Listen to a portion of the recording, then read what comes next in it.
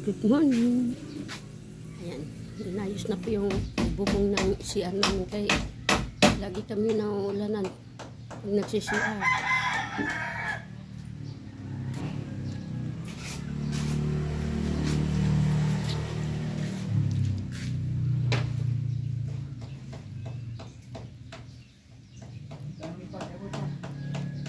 De, iabot mo daw, sabi ni Papa mo.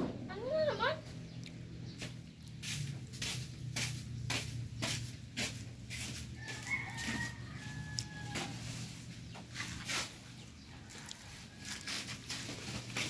Dito ka magbantay.